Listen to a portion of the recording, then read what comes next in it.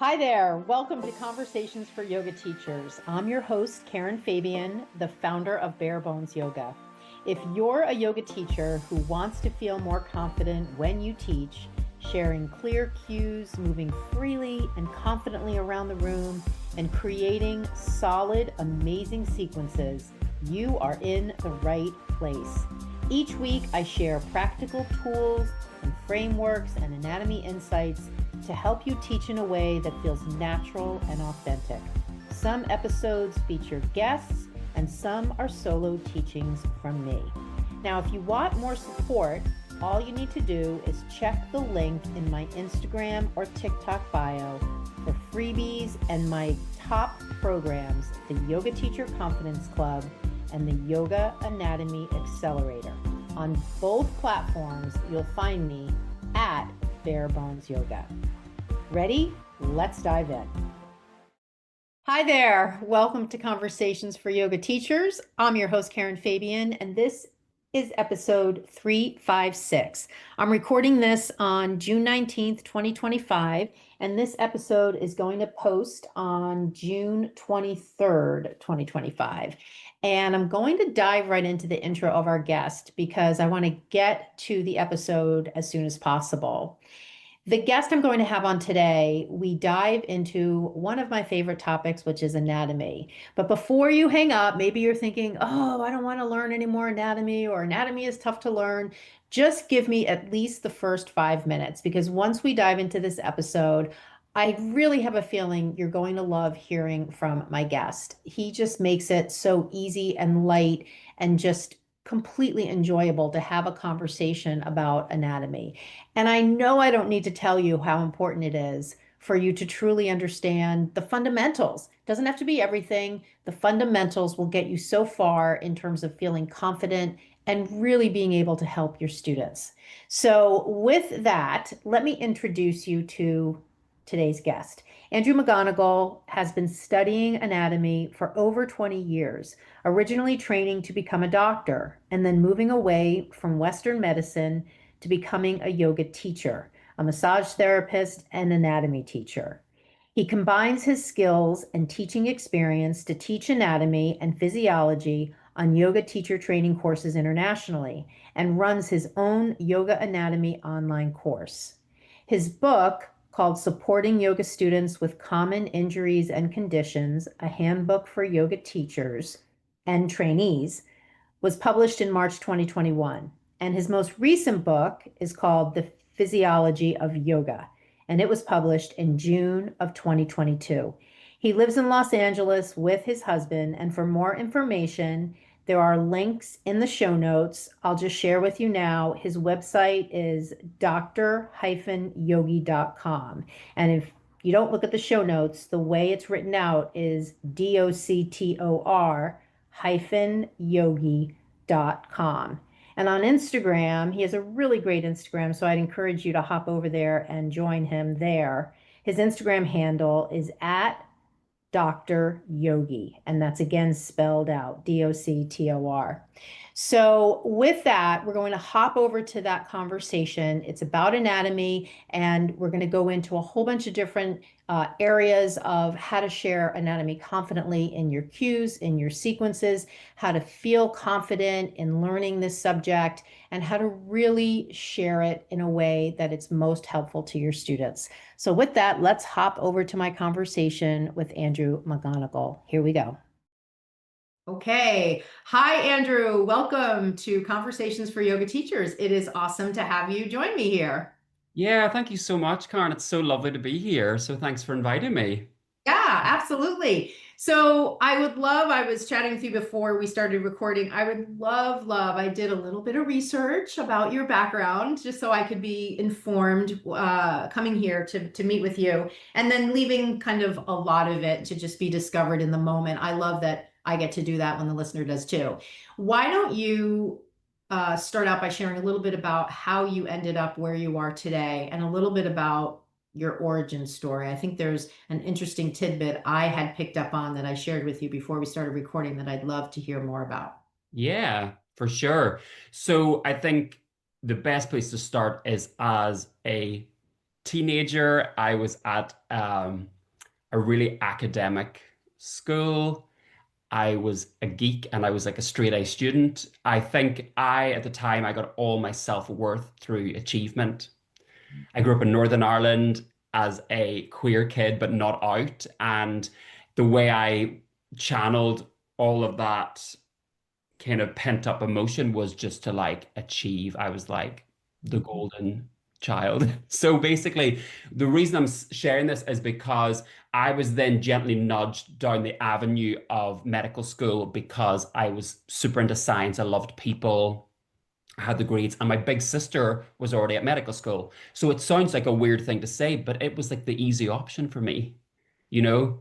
And I really wanted to do musical theater if I was like fully honest, but that's the avenue that I went down. So I was very blessed to receive offers for medical school, and at 18 I headed to medical school because in Europe we don't do pre-med. So I went to medical school at 18 and a lot of kids there were 17. So if you're from Republic of Ireland, if you're from Scotland, you can go to university at 17. So it was like a baptism of fire. You're thrown in the deep end. Week one, you're doing dissection work. You're taking blood from each other. You're doing all this crazy stuff. And at the time, there was no emotional support around these big events. There was no, oh, let's pull you aside. For some of you, you're going to see a dead body for the first time. You might feel a certain way, or no check-in afterwards. You might have vivid dreams tonight. That's okay. It was just like kind of survival of the fittest. So it was a really interesting experience. Medical school was a fantastic experience. Like, wow. I'm very blessed to have had that. But I knew quite early on that this probably wasn't the right avenue for me. Um, Again, I was young and I didn't have to pay for medical school because in UK at the time we paid like £1,000 a year for medical school. Can you imagine? So I graduated as a doctor. I worked as a doctor for a brief time, but I had the kind of privilege of being able to walk away from it because I was young and I didn't have debt. Now, if I had done that in America, I would have been late 20s. I would have had approaching $1 million in debt or whatever it is. So, I was able to. It almost didn't feel like a choice for me because I found being a junior doctor so stressful, and I didn't have the emotional intelligence as a 23-year-old to deal with the pressure that it didn't even feel like a choice. I walked away from it and then had to figure out what the hell am I gonna do. Towards the end of med school before graduating, I had been encouraged to take up meditation by a friend. And I'd heard about meditation, but I didn't know what it was because unlike today where we see and hear meditation thrown around in conversation all the time, it just wasn't something that was talked about in general conversation. I took up meditation and that was my gateway into yoga, spirituality. It kind of opened this vortex and I was like, oh my God, there was kind of no going back. Um, so yeah, so that was it. And then so basically I pivoted. I ended up working in fashion. It sounds like a crazy thing to say with a medical degree, but the I moved to Australia and I really got into yoga. I was having a regular yoga practice and that was a big priority for me for a few years. And then I had this epiphany. I see myself as the teacher. So I became a yoga teacher. I moved to London. I became a yoga teacher. And that it was a slow journey for me. It was just taking things at my own pace, checking in with opportunities that came about. But then I also became a massage therapist and I was assisting on a course after I graduated. And one of the students knew my background and they said, have you basically, why are you not teaching anatomy? I had never thought about it. The thought had never crossed my mind. And all of a sudden I was like, okay, this is the next path. I'm now going to start to teach anatomy.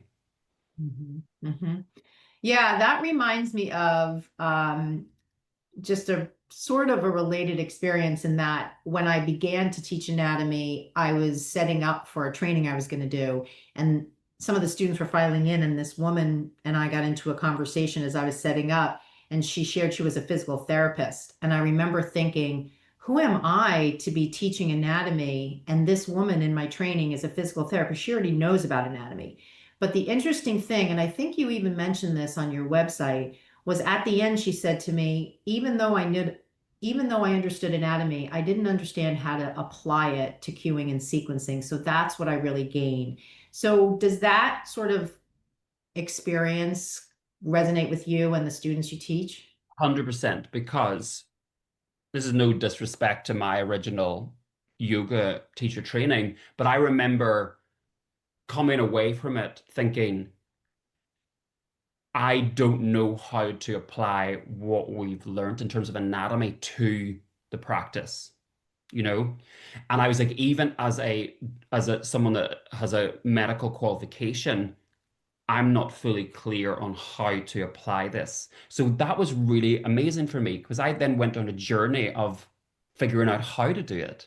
Ultimately, what do I need to know as a yoga teacher? And I started to look at anatomy in a different way because yes, I've studied anatomy in a great depth in the past, but it was all through the lens of disease, essentially. It was all through pathology. We didn't look at the gluteus maximus and talk about the movements that it helped make happen or anything to do with that. It was all through a specific lens. So I knew the nerve innervation of the gluteus maximus and all these details, but I didn't have any practical information that I could bring to like movement and wellness. So that was a really cool journey for me personally as a young yoga teacher to go down to figure out what do I need to know and how do I gain this knowledge? How do I apply this? And then once that kind of started to fall into place, I was like, I really want to share this with other people because I think there's a lot of people out there that don't know how to apply this. And that's really been my path for the last kind of 15, approaching 15 years has been, how do I distill this information? How do I figure out what's relevant, what isn't? And then how do we actually apply it to teaching and to practicing? So it's been a really, really fun journey. Mm. Yeah, I think that's such an important distinction. And I often talk about in my 10-step blueprint, there's step 1 through 7, which is learning the essential lessons of anatomy for teaching yoga. And then step 8, 9, and 10 is applying it to cueing, sequencing, and myofascial release. And I always talk about that distinction. I feel like, though, for many yoga teachers, when they're done with their 200 hour and they feel like they didn't learn anatomy, they try to learn it on their own by doing what you said. They buy books and they try to just dump it in their brain. And there's no, how do I apply it? Because that's hard to get out of a book. How do you help teachers now that you had early in your journey to defining what you want to do? How do you help them apply it to teaching? Yeah. I think the big thing is, like you're saying, like create the foundation. So there's a certain amount of knowledge that you kind of need to have there as the building blocks, and then it's like using that to basically understand the why behind what we typically do and say as teachers. Yes, I No. call that the why behind the cue. So I Oh, oftentimes say, this fun. is what you say, right? And you can even think of this like as an actor, like if I'm saying a line, but if the director is directing me with respect to what's the emotion of the actor, now I can say the line with the appropriate emotion behind it. And so the viewer is now drawn into my story. I just watched the Tonys last night, so I'm all Oh, nice. infused. Yeah. Right. But for teaching, exactly what you said, there's what you say and there's what you know. And a lot of yoga teachers tell me, and you tell me if you hear this too, they're saying the cue without understanding the why behind it. So it's sort of a robotic experience. And I understand that. I think the thing with me is that, and I'm sure it's very similar with you, is I've also been on this path. Like I'm not coming from a place like, well, I'm a doctor, I know everything. I had to go on this journey. I just now also want to help other people on the journey. And also my journey is still happening. So um yeah, I think that has been really helpful because I think also I felt a bit of imposter syndrome as a younger teacher because I would repeat things that I heard on a training or that I heard in a workshop or read in a book, but I didn't fully understand why. I felt like I should say them, but I don't understand why. And it just meant that I didn't I struggled to find the joy sometimes in teaching. And then occasionally I would have someone ask me, so why do you say this? And then I would kind of struggle to answer it. And that felt really uncomfortable for me because Right. I was like, this is struggling to build a trust. And also I had an opportunity there to impart knowledge, and I'm calling myself a teacher, but maybe I'm just an instructor at the moment because I'm telling people what to do, but not, I don't have really the full understanding to back up why. So it was just a really great journey. And I think also it's helped me to guide teachers into saying, well, look, maybe we could say this a different way, or maybe we don't need to say that. Maybe that's something that we say as teachers, but actually, maybe we don't need to say it. And the class is going to go on fine without it. So it's like also, I think, like for me personally, the more that I've been able to like apply the anatomy, actually, the less I say. Yes, yes. When you were speaking before about your experience of saying stuff and not knowing the why and having the knowledge that you don't know the why, right? So there's the unconscious incompetence in that learning journey where I don't even know that I don't know. But then there's the next stage of conscious incompetence where I know that I don't know the why for this cue. So I call that speaking from what you know so your confidence can grow, because the connection between, and I remember very early on when I was teaching anatomy, somebody who was leading the training came up to me and we were talking about a particular cue, and I asked her the why for the cue she was training her trainees on, and she said, I don't actually know, but that's what I was trained to say. And Yeah. this literally could have been 15 years ago, and I remember in that moment thinking, what a disempowering thing to say as a teacher. I don't know, but that's what I was trained to say, as if I'm giving up my agency to this person who trained me.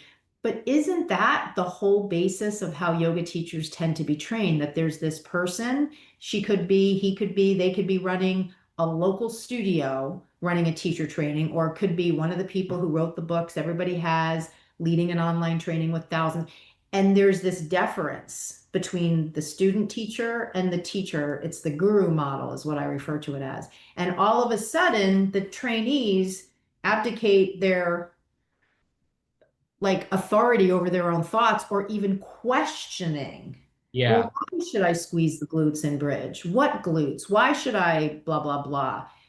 So I guess what I'm wondering is, how do you help people understand the why? Because for a lot of teachers listening, they're going to say, okay, great, I'm on board. And how do I get to be the kind of teacher who knows what I'm talking about, which helps me diffuse that imposter syndrome? Yeah, because there's two pieces there, isn't there? Where it's like we choose often to put people on a pedestal, Yeah. yeah, but then also how is that person holding space that means that I look at them in that way? So it's like a two-way dynamic that we have to take responsibility for. And yeah, I think again, I think for me when it's like really stripping stuff like back to basics can really help. And then as we're doing that, it can be like, well, how does this piece of knowledge then make you think about that thing that we say as a teacher? You know, so even like even as something as simple as when you're talking about muscle in general, most, you know, all muscles have at least 2 points of attachment, an origin and insertion, just very simple. And basically, it's more nuanced than this, but stretching a muscle is moving those 2 points of attachment further away, and contracting it tends to then bring the 2 points closer together. Like very over, like almost oversimplified. But then when you talk about that, you think, well, let's relate that to how we say, oh, yoga lengthens our hamstrings over time. Well, what would that mean? It would mean that A, the points of attachment have over time moved further and further away and continue to, or the muscle would become longer and almost like saggy because if the 2 points of attachment stay together. So then it makes us question, oh, like does muscle lengthen over time? And then we now have science to back up the fact that it's very unlikely. And then that leads us down to the fact that it's really the nervous system that is kind of conducting how the muscle behaves. So does that make sense? So it's like these little things that it's like even when something is a simple concept, it's like let's now talk about that in relation to what we normally do. So it's just those fun like building blocks, and then we kind of build upon that through a course or a workshop or something like that. Yeah, it's a really fun thing, and it's just again encouraging the questioning. Because Right. again, you said that I love the way you phrased that. It's like because it's okay not to know. It's okay not to know. Like a 200-hour training, even a 300 or 500-hour training, it's not a lot of hours. So it's like it's okay not to know. And I think that's in a very, very empowered place to be in to say, I don't know. And I'm okay with that. I want to know. I want to go on a journey to find out. And I'm inquisitive, but it's okay not to know. And to start off in that place and go, I don't know. That feels uncomfortable. Okay, I don't know. Now I'm getting a bit more comfortable not Mm. knowing. Let's now find out, you know? Mhm. So it's just, it's just taking a step by step approach Mm. with it. So when you decided that you wanted to, when you had this epiphany, this person said, "Oh, you should train yoga teachers on anatomy," and you had this epiphany of, "Wow, this is my purpose." How did you shift your brain from all the knowledge you had accumulated and the application of that knowledge in a clinical setting, most likely regarding disease, to whittling it down and sort of culling out from everything the things? How did you shift your brain? And then I assume the next step was, here's a package of things I can present to people.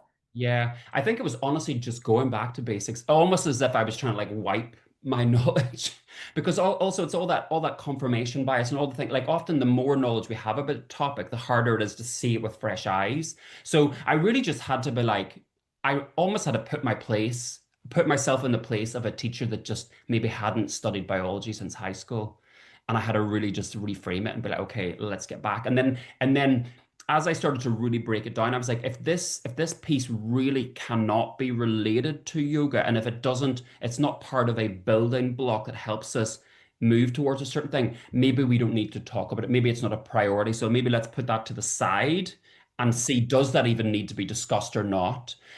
So yeah, it was a fun journey, and it evolved because I remember the very first time I taught anatomy, it was a success. I enjoyed it. I was able to be present, but it was just a learning curve. Just like everything, I had to go, okay, um, you know, that way of making this practical or making it relevant, that worked really well. This just didn't. This part didn't work. Or how not, what could I do with the students when we're talking about fascia that could really get them to feel it?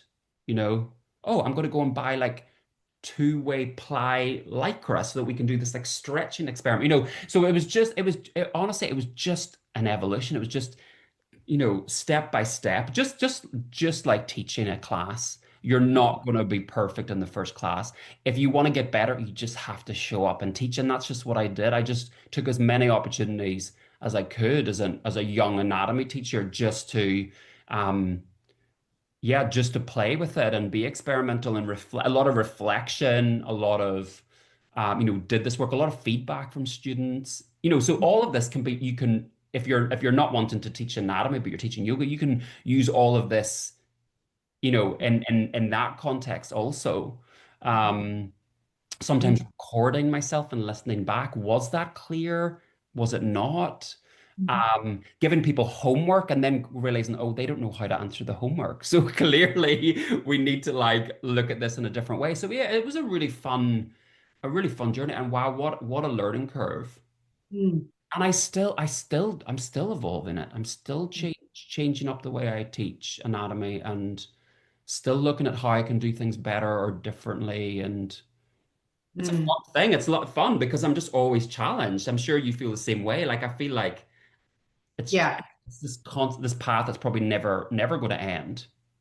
Yeah, I think learning different ways to present the concepts so that they stick, whether it's using visual aids or slides or whatever it is always a fun part of teaching anatomy because there are endless possibilities in terms of how you can present these concepts, and it's looking for those new ways to do it. as you get feedback that it's not sticking 100%, that I think is a testament to your commitment to having people get it.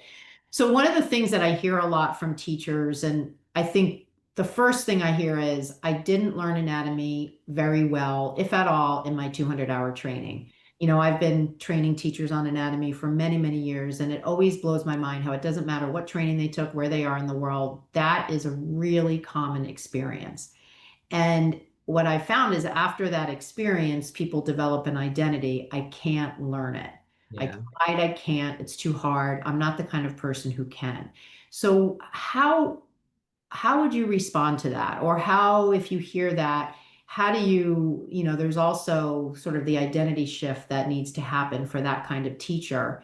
Because you can ultimately continue to teach, know that you don't understand anatomy, and just choose to stay in that identity. And you can teach from action, and that's okay. But there's a whole other world available to you when you really understand what's going on. So how do you help people with that identity problem? I don't want to say it's a problem, that identity that they I yeah, I love reframing things. yeah, So basically, when if someone says to me, "Oh, I really struggled with anatomy. I don't remember anything with training." I'm like, you know what? You're actually in the perfect scenario because mm, you're coming in with a fresh slate mm, and all these other people that feel like they kind of get it, they're going to have all this confirmation bias and all this cognitive dissonance happening. And I'm like, you're coming in with a fresh slate. You're actually the person that's going to get the most out of this. love that. Yeah, I love that. And Sometimes I say, it's not you, it's how it was presented to you. Because I really feel sometimes I hear these crazy stories from teachers like, oh, we had a physical therapist in our training. So the studio owner said one day, oh, Sally's going to teach us some anatomy. And all of a sudden, Sally, the trainee, is all of a sudden now a presenter in the heat of the moment. And well, okay. Or we had a doctor come and it was so clinical that I really felt overwhelmed. So there's all these sort of stories in the field that yeah, nobody knows until someone like me, someone like you, who has the role of teaching anatomy, can start to hear from a lot of people all over the world. And, Yoga Alliance isn't doing this recon, so they don't know what's going on. And so, people like us are getting these stories, and now we're hearing like, wow, there's such a variance in how it's taught. And that's so I usually say to people, hey, it's not you, it's how you were trained. I'm going absolutely. to teach you with a methodology that I've used over and over and over again and refined it, just like you were saying before. Yeah, and also reminding people like, learning off all the names of the bones and muscles, that doesn't make you a better teacher. It's the concepts behind it. So what I try to do is encourage people, whether they're doing something in person with me or they're doing something online, it's like take time on a break to reflect on what we've covered and write down 4 or 5 things that you really want to take away with you. And then if you can go home and share those with someone in your life or share them with a student, you've got a really good chance of retaining that information. And it's just baby steps. It's just building on that. Like it would be great if we could walk into the experience and just like upload the information. That's not how it works. So it's like just be kind to yourself. This is a journey, just like your yoga journey is this long, long path. The anatomy journey is very similar. And also, I'm on that path. Like, there's still things, like, I'm not the all-knowing person.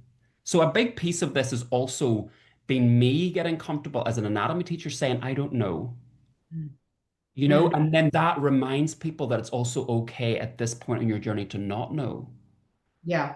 I never want to be that person that's like, oh, I'm just going to bullshit something. I'm just going to make up an answer. No, I don't know the kind of, I'm not the fountain of knowledge, of ever-ending knowledge. So, and also like I have blind spots. I have gaps in my knowledge, and then it's like, I can't know everything about every topic, but also what I do is I commit to always challenging myself, always questioning myself and always being open. So for example, like I'm going to be really honest, like, up until a couple of years ago, I had a very outdated idea about yoga and osteoporosis. I had basically drank the Kool-Aid and I'd seen the headlines of some of these studies, and it says that yoga can reverse osteoporosis. I've got my mum then got diagnosed with osteoporosis, and I took a massive interest and went into a deep dive into it. I spent months looking at all the research and everything. And my conclusion now is yoga can help in many ways, but it's not progressive enough to have like a meaningful impact on your bone mineral density long term. It can reduce the risk of falls, huge. It can increase your body awareness, all it can decrease stress. That has a positive impact on bone health. But it's like, I also have blind spots. So it's like I remind teachers that we're all on a journey. I'm on the journey as well. We're just maybe at different stages on different topics.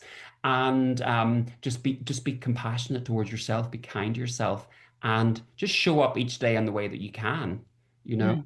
So I think Let, also, I think leading by example is a big part of this. yeah, for sure. Let's talk a little bit about, for the teacher who's listening, and I'm going to cover like a specific avatar here. The teacher who's listening and who's been teaching for some amount of time, not a brand new teacher. Because oftentimes the brand new teachers have the awareness of what they don't know because they're so close to their 200-hour graduation. Yeah. Somebody who's been out there teaching for a while, and kind of like I was describing before, they are, by their own assessment, things are going okay. But if they took an anatomy test, like maybe they would think I probably wouldn't do very well, or maybe by their own admission, they might say, yeah, things are going well, but I know that I don't really understand the anatomy. I remember in training, I didn't pick up a lot. Let's talk a little bit about what is available to you as a teacher when you understand the fundamentals of anatomy that isn't available when you don't. Because I think if you can describe that from your own experience, going from I know anatomy as a doctor to I'm a practicing yogi to Yeah. epiphany of I now want to teach anatomy for yoga to culling out of the big topic of anatomy, just what you feel yoga teachers need to know, to now sharing that with teachers and seeing the up level that happens in your trainees, what can you say that describes what is available to me? Because if I just stay at the level of, well, now you'll know anatomy, I feel like that doesn't really explain the transformation. Yeah. I think it's interesting. This is maybe going to surprise some people, but it's like you realize that less is more. I think it's all about like, man, I think for me, what I witness in some teachers is you gain the confidence to say less. You gain the confidence to um, give less cues and ask more questions. So there's more room for exploration when you go down the journey more. You become more boundaried. So again, it's like you become more confident or comfortable saying, I don't know. You also, as you learn more and grow more and even study more anatomy, you become more clear about your role as a yoga teacher. So the scope of a yoga teacher, you refine your language so that you can be supportive, but that it's not in a way where you're trying to fix people because that's beyond our scope as a teacher. So I think that's the thing. I think it's for me, it's less about, oh, I now know exactly every muscle activation in every pose. That's a fun thing, but it's like it's more like the nuance and the confidence and the way we show up just changes as we dedicate ourselves to learn more. I think we end up realizing that I don't need to say 10 things in downward dog just because I have all these cues that I want to share. You learn to pare it back a little bit. You just learn to become more aware of how you're holding space and even the language you use to talk to someone. Like someone could come to class and they could say, "Oh, I have a slip disc L4 to L5," and maybe as a younger teacher, you're like, "Oh my God, I'm so sorry to hear that," and wow, like it's amazing that you could still show up to class with that. And then maybe as like a more developed yoga teacher with more knowledge about the intervertebral disc, you go, "Okay, I really appreciate you sharing with me. How do you think I can support you today?" Like that's a very different Yeah. dynamic. Yeah.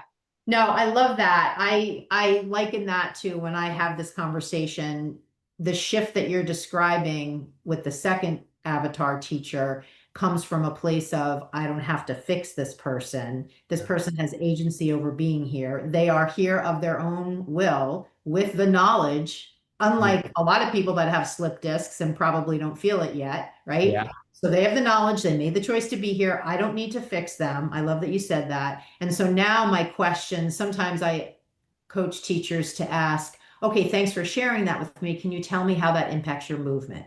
Because Yes. now I'm in my, right, you would agree with that. Now I'm in my professional scope of practice, not the, oh my God, it's my job to fix this person. Exactly. Or someone comes with medical terminology and you don't know Right, what that is. That's okay. right. It's not your job to know. How is this affecting you today? Yes, yeah. Now That's we're talking to on me, this. that's the more important. That's the juicy thing because you could have two people side by side with the same injury, but they have a whole different experience. It's unique to them. So it's you start to over time realize what is important and what's less important. What questions do I need to ask to tease out the information that might be helpful? Like it's more helpful to know, can you easily get onto the floor and back up again? Rather than all this like the medical diagnosis and all the info, all that detail, it's like the practicalities of it that I think you realize, oh, that this is more important. But it's only with growing your knowledge can you get to that place. Right.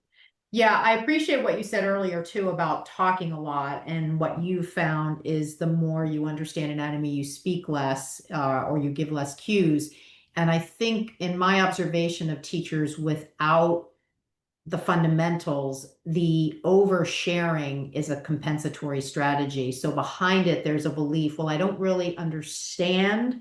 Maybe they don't literally say, I don't understand anatomy, but there's that lack of confidence, that imposter syndrome, and the behavior that is a result of that belief or that identity is I'm going to say a lot of things. I sometimes make the metaphor, it's like if you walk in the room and the lights are out, but you don't know where the light switch is, you're sort of feeling around for the light switch. Yeah. Right. So if I take that metaphor and I overlay it on teaching downward dog, I'm not really sure what to say because I don't really understand the anatomy of the pose. So I'm going to say a lot of things, push away, rotate your inner eyes of the elbows out, I'm just going to be saying all these things thinking something's got to stick here. Yeah. And also there tends to be a lot of micromanaging. Like I'll speak from experience. I used to do that. I used to micromanage as a younger teacher. I would literally tell people in every moment how to breathe, what kind of breath, inhale, exhale. I'd also be like, you have to place your hands exactly in this position. There wasn't room for like, well, each individual, we have individual anatomy. We're coming with our own intention for the poses, whether we're fully aware or not with their own injuries. Like there's all these layers that add. So it's like with time, I've been able to just leave space for, yes, we're all gonna try to create some sort of like where if you walked into class, I want it to be clear that, oh, we're all doing downward dog. But if you were to look at everyone, but it's like, but it's going to look different for every person. And where's the space to allow people to find that in their own bodies, And also as a younger teacher, it's kind of weird. I almost had this idea that I knew someone's body better than they did.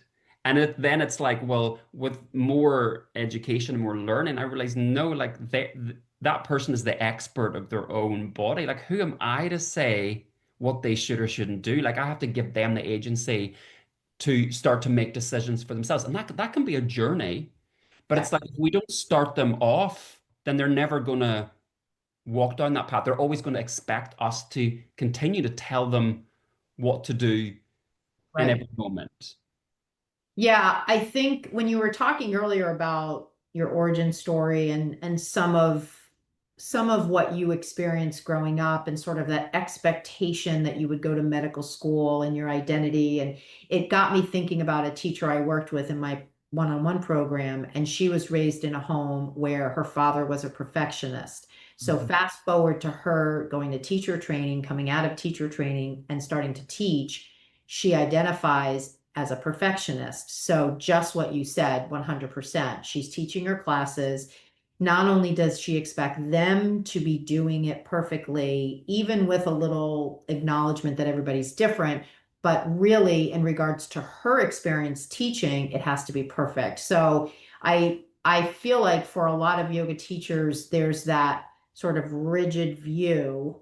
And in a way, maybe the expectation that if I understood anatomy, it's not as if I'm going to appreciate the nuance more. I feel like people almost feel like if I really truly understood anatomy, I'm going to be able to do more of the right things more, which isn't it sort of paradoxical that the more you know, the more you realize there's so much nuance. Exactly. And there's more questions. There are more questions than there are answers. And that's also okay. That's something exciting Yeah. about the journey. Yeah. It's just, it's Yeah, that's definitely another opportunity for a reframe. Now, the thing though that I want to drop in here, and I'd be curious to see what you think of this, is in my conversations with teachers, a lot of times the learning of anatomy is to quell the fear and worry that my students will get hurt. yeah. So there's this equation. If I understand the fundamentals of anatomy, I can talk about reframe. I can prevent my students from getting hurt, or this will help me feel less worried that they'll get hurt. Like I'm Yeah. purposefully up talking because this is what they say. They're not sure if even what they're saying is a logical expectation. So what comes up for you when you hear that? Oh, shameless plug. I've written a book Oh, on the topic. It's called Supporting Yoga Students with Common Injuries and Conditions. So obviously, perfect. I'm going to try to distill a book's worth of content into Yeah. an answer. Yeah. So basically, well, the first piece is the beautiful news is there's actually been a lot of good quality research that's looked into how injurious yoga is, particularly compared to other forms of physical activity. And yoga is a very safe form of physical activity.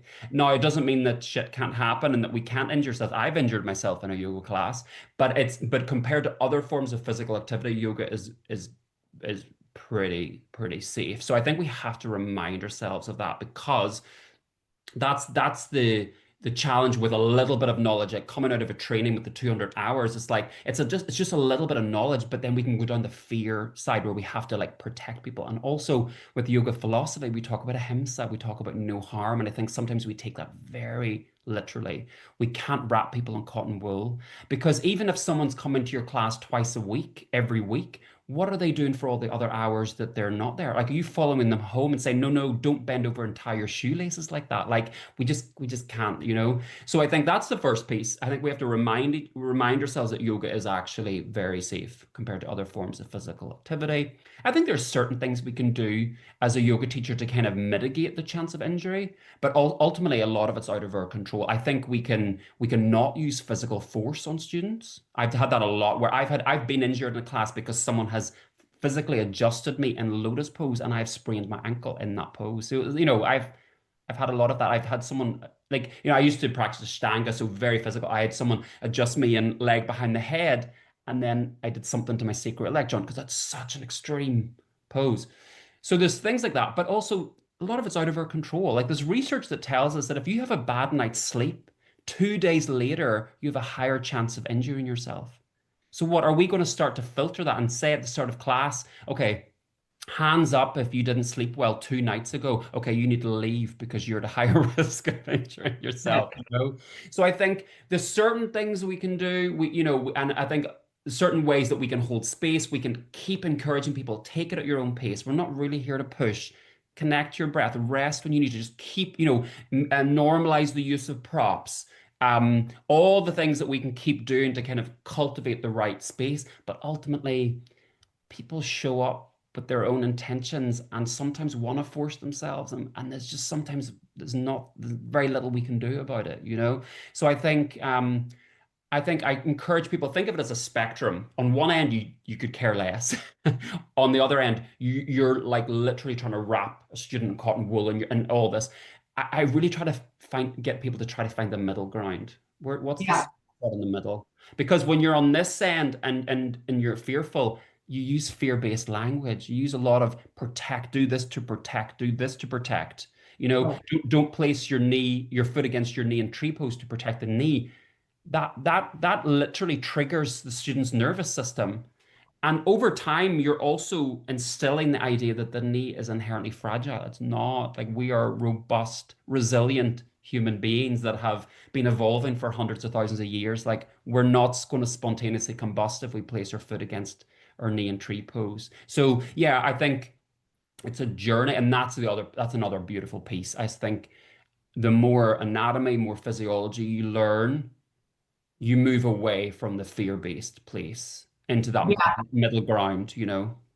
Yeah. I think anytime I did a video on this the other day on Instagram, anytime you're using fear-based cueing, if you ever are to use it, number one, you should use it intentionally because it does trigger their nervous system. And it also triggers their cognition in terms of, okay, if this person's giving me this warning, what's the bad thing that's going to happen? And typically, in my experience of talking with teachers, they've picked those fear-based cues up from somebody else. Yeah. And they haven't questioned, well, what is the bad thing that's going to happen? Do And I does that make sense? Yeah. And it also makes literally no account for frequency and duration. Yeah. And when I posted my video last week on foot on the knee and tree, somebody commented that in their classes as a student, the teacher has them holding tree pose for 15 minutes, which I found rather odd. And I commented back because this person was commenting to my video saying, well, in my class that I take, we hold tree for 15 minutes and therefore it could have an injurious effect. And I said, well, you're bringing up frequency and duration, which is another variable that people don't consider with regard to this entire conversation. And I would say that that's an outlier. Most people are not having their students hold tree for 15 minutes. And also our body adapts constantly. So That too. adaptation. And to kind of, Yeah. basically, I think a lot of these cues essentially come from the negativity bias, because when something is perceived to be negative, we're more likely to hear it, we're more likely to retain that information, and then we're more likely to share it with other people, which is why the majority of very, very common yoga cues out there have a negative slant to them, you know? So it's just being mindful of that piece. We're more likely Yeah. to share bad news with someone than good news, like in general, you know, or think of as a teacher, you get five people coming up at the end of the class going, oh, I really enjoyed that. You have one person that left during Shavasana. Who are you going to go home thinking about? You're going to think about that one student that maybe looked grumpy or miserable and left, you know, negativity bias. We're like, it's almost like it keeps us safe, you know, by Yeah. focusing on more on the negative. Uh, Yeah. I think too, when people hear cues to the negative, they assume authority from the person who's saying it because it's a warning, like a warning on a product. And so they, again, the guru model, they defer knowledge to that person that they don't have. And who doesn't want to go into the room and say something negative and appear to be in the know about some Because it's thing? also clickbaity, isn't it? It's like a negative headline. I did a piece about this recently because I said, look, if you're a teacher and your students are constantly coming to you with all their baggage and kind of almost like laying it in front of you with an expectation, hold accountability for yourself and think about how you're holding space. Because if you are putting yourself in that position of authority, if you're using fear-based language, if you're telling people what to do in every moment, if you are speaking in a way that makes it sound like you know someone's body better than they know it, people are going to come to you with their baggage and expect you to fix them help them out of a pain cycle and all this kind of stuff. But when you can subtly start to change that over time, you will notice that less people come to you with those expectations. Yeah, so we have to take accountability for that as teachers. I think that it's sometimes like, oh, these students, they expect so much. Yeah, but how are you personally feeding into that? Right. Yeah, I talk about that as an energetic cord between the teacher and the student, and that can be on a bunch of different levels. But this, what you're talking about, the teacher that goes in the room and starts out, not that there's anything wrong with this, but I'm just going to share it as an example. Okay, we're going to start in a few minutes. Does anybody have any injuries? Please tell me what they are. And so now the expectation has been set. that student A is going to say what their injury is. Me as a teacher now has to say something curated to that person's experience to take care of them, to prevent them from getting hurt. How can I do that? So I love what you said, that introspective look to see how am I contributing to this somewhat unhealthy experience of the student to be dependent on me to clarify what's going on in their body. Yeah, 100%. I really love the language you use, Karen. I love that. Like I've really enjoyed the way you've described the model you use. It's really thoughtful, like really intentional. I think it's a really lovely thing Thanks. created Thank there. Like really Yeah, meaningful. it's come from years of working with teachers and like you said, looking for what are the common themes, how are different ways I can state this so that it really sticks. I'm curious too, when you were talking before about, that we were talking about yoga being safe or unsafe. One of the things that I hear from teachers, especially teachers who are teaching classes with people in their 50s, 60s, 70s, and maybe older, there's definitely concern about injury related to age. And there's also sort of a diluting of the practice, anticipating that the person can't do it. And a perfect example of this is teachers who teach classes with a lot of women in their 50s and 60s and 70s don't want to teach. They tell me this. I don't want to teach high to low push up because my students can't do it. It's too hard for them. So while I heard what you said before about everybody has agency of over what they do and they're going to do it their own way, and we shift to that position as a teacher, the more we understand about anatomy, is there also space for the validity of challenging people, even just on a musculoskeletal level? You were talking about your mom and osteoporosis, right? To maybe even if we just look at it clinically, to combat some of the effects of aging on the female body, if we just focus on female students. Yeah. So what are your thoughts about maybe my lack of anatomy knowledge, my fear that people are going to get hurt, the type of class I teach with people in their 50s, 60s, 70s, and 80s? I'm worried about them in particular due to their age. So I'm taking things away from them. I'm not giving them the choice. I'm just Yeah. deciding for them. I'm not even going to show you how to do this. There's two things that come up. First of all, there's a lot of assumptions there, isn't there? That because this is a person in an older category that, just don't assume. I think don't assume is just such a great overall kind of ethic, if for want of a better word to have. Just don't assume in any scenario. So I think don't assume, don't decide for people, I think. Also, it's like we can also assume that chair yoga is therefore easy as well. There's a lot of assumptions made because you can do a very challenging chair yoga practice. So because also a lot of people think, oh, I don't want to teach chair yoga because it's too easy. No, it doesn't have to be. So just think outside the box. Don't assume. And always offer options, always build from the ground upwards and let people figure out where they're happy to pause. Like where, um, what does their full expression look like today? You know? Mhm. So I think, yeah, I think it's a really important thing. Also, look, with the group of students we're talking about, the slightly older, let's say postmenopausal woman, yes, of course, osteoporosis has to come into the conversation, okay? But and yes, and look, the big thing, the big focus with this is fracture. If you have osteoporosis, you have a higher risk of fracture. But what the research tells us is that um, fractures very rarely happen through physical activity. Okay, they normally happen essentially through falls. Okay, so it doesn't mean that it can't happen, but just know that what is much worse is someone being completely sedentary.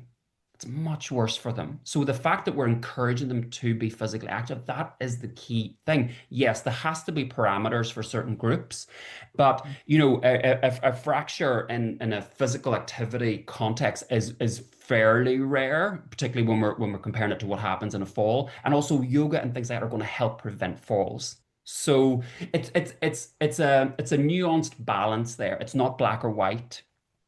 But I Right. think we do need to reflect on that, just as you've said, that the way that often people can shy away from challenging people of certain groups, and maybe that's the group that need to be challenged the most. Yeah, I'm reminded, I actually have to go back and pull the reference, but two times over the years, one was in a conference, a virtual conference I was at on clinical studies of the musculoskeletal system. I've heard of a study done in Australia of women in their 80s and 90s where they had a short-term resistance training program and all the gains that they had made. And they were, like I said, 80s and 90s. So I think of that study often when we have this conversation because it shows that even in older age, you can build muscle mass. And so if we now overlay that empirical evidence onto teaching yoga and plank to low plank, even in somebody in their 80s, that's using your body for resistance. So that would suggest that with proper watching the students and modifications, they can build the muscle. Absolutely. And it's never too late. The body is always adapting. It adapts until the moment we die. So, Right. it's yes, absolutely. And, particularly um, with muscle, it has such an impact on our overall health Yeah. as we age. You know, Yeah. And I think about women as estrogen goes down, muscle mass goes down. So you need to do more physical things to compensate for that. Yeah. And this is one of the big, I know it's a side topic, but this is one of the big things with Ozempic and a lot of the drugs that are helping with weight loss. One of the key ways they help with weight loss is they decrease muscle mass, and that can have a big impact on people's general quality of life and health. So it's like, again, these drugs work very well for certain groups of people, but you have to also be very physically active. You have to be keeping your muscle mass up there, or you're going to get tons of side effects from the decrease in muscle mass. And as Yeah. we age, every year we age, we lose muscle mass, men or women. It's the same with bone density. Obviously, it happens at different rates for different groups of people and different age categories. But yeah, super important. I want to be as active as possible when I'm older. Like I'm already getting there. But it's like, I'm just very conscious of that. As each year passes, each decade, I want to be almost even more active. Mhm. Yeah, I in March paid out of pocket for a bone density scan, adipose tissue reading. I'm sorry, not adipose, visceral fat reading, as well as well, bone density, visceral fat, and Muscle. muscle mass, lean muscle mass. And I got a baseline. So when I had my annual endocrinology visit, he just does like a thyroid scan and that sort of thing. I gave him those test results, which were fine. But it wasn't like he had prescribed that. I didn't have a clinical reason to get a full body scan. So I paid $300, but Yeah. now he has my baseline. I'm 60. So as I continue to age, he'll have that baseline. So I would just That's amazing, by the way. Oh, thank.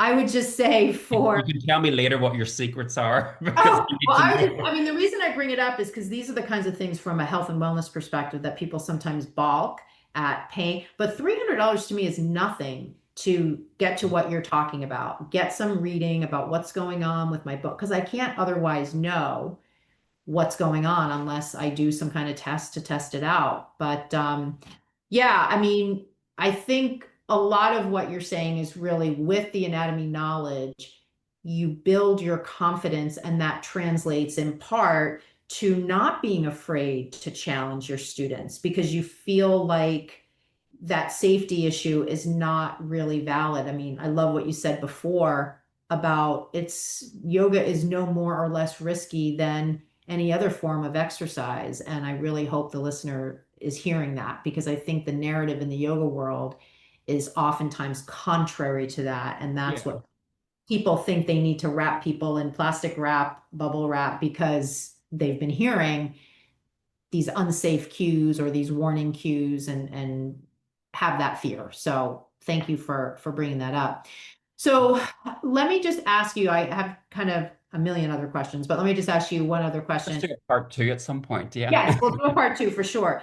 Um, Tell us a little bit about um, sort of how you're sharing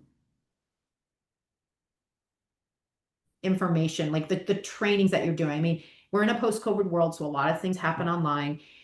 for the person listening who is maybe buying books to learn anatomy, like I have my own sort of feeling about that as sort of not always the most dynamic way to learn something that's really greatly learned in a conversation. But just tell me a little bit about how are people learning from you? What are the kinds of things you're doing with them? Is it online? Is it in person? What kinds of things are out there that you're doing? Yeah, it's a mixture of all of that. I do love in person, but some stuff in the UK this summer. I'm going to be teaching more in America next year, which is exciting. Um, I love online learning. I used to be such a snob about it, but with COVID, we had no choice, and I think it's wonderful. I think it can be done in such a empowering, supportive way. And yeah, so basically. Up until now, I've had a lot of different offerings, different courses, workshops, and the exciting thing is it's June now. Later this month, I'm actually launching an education-based online membership community for yoga teachers. It's called the Enlightened Yoga Collective, and it's in collaboration with my partner Matthew Huey. We both wrote a book called The Physiology of Yoga that came out a few years ago, an evidence-based look at how yoga interacts with each system of the body. And that's been received really, really well. And basically we've collaborated to create this beautiful community where everything that we offer is housed under one roof, and it's basically like a monthly membership. And we're just really excited. It's going to be a super supportive community because you're going to get support from us, from other teachers. And also, we're going to add in elements, not just anatomy and physiology, but also business elements, because there are so many skills that are expected of us as teachers that we're just not trained on. So it's going to be like Matt and I have built our businesses single-handedly, which, I'm sure the same with you, Karen. How to build your website, how to grow your newsletter list, how to run a retreat, how to run a workshop, how to write a yoga book. I've written two in my, two full books, and I've contributed to others. There's just so many things that we want to offer and add this like really creative, like collaborative space for people. So I'm really excited. So I love online learning. I think it's when it's done in the right way, it's just super accessible for so many people. And then people don't have to pay to come to London or New York or whatever it is to be with me. Although that is magical if we can make it happen. But it's like, yeah, I just love online learning. That's great. Yeah, I can certainly say I was doing online stuff before COVID, but after COVID, it all ramped up. And yeah, I mean, there's just endless possibilities. And then it's so scalable. I would never otherwise be able to meet with people that couldn't make it to Boston, so now you can see a lot of people that otherwise wouldn't have access to you. So that's always an advantage as well. Really beautiful because we were running a book club again because like we've got these books, we really want to make it interactive because there's one thing buying a book and then it's another thing reading it and then actually like retaining information and then making it applicable. So we're running, Matt and I were running these book clubs for the physiology of yoga, like an 8-week course, and it was just amazing. We're getting people from all over the world. It was just so lovely. Yeah, I And love. our books are now being translated into all these different languages. So we're reaching people that we literally never imagined we would reach in Russia and Korea and China, all over. It's been that's kind of the blessing in disguise over the last few years of COVID and everything is just, I just was put out of my comfort zone in terms of online stuff. And now I fully embraced it and I just feel like I can reach more people. So Yeah, that's fantastic. That is awesome. So tell me, like, and for the listener, of course, where can they get in touch with you? What's your Instagram handle and what's your website? yeah, so Instagram's at Dr. Yogi, so all spelled out, Doctor Yogi. I post pretty regularly on there. And my website is dr-yogi.com. And I think the best way to stay in touch with me is I have a weekly newsletter that I put a lot of effort into, super informative. Um, so people really enjoy that. I get lovely feedback from people and people like print it out and stuff. It's really sweet to hear that kind of feedback when you put so much effort into it. So yeah, I would say sign up for my newsletter. It's going to keep you informed with all of my comings and goings. And then later in the month, we will fully publicly launch the Enlightened Yoga Collective. And the beautiful thing is I'm really all about accessibility. So there's a free tier on there where you can get access to 3 or 4 courses. There's a lot of beautiful information. So even if you feel like you can't, financially afford one of the paid tiers, come and join the community. make the most of the free resources on Yeah. there. Awesome. And yeah, That's it's great. That's an exciting. exciting endeavor and offer to be able to share with yoga teachers. So that sounds really cool. Mhm. Okay, well, stay on because I'm going to end the call for or end the podcast for the listener, and we can do some wrap up after. But thank you so much for being on the show. This was like a very spirited conversation, and I loved the way it just flowed. So I really I, appreciate. I really enjoyed chatting with you. Thank you for all the great questions, and we'll do part two at some point. Yeah. Absolutely. Okay. Bye bye for now. Thanks so much for tuning in today. I hope you loved the episode. Before you go, I want to leave you with a little extra.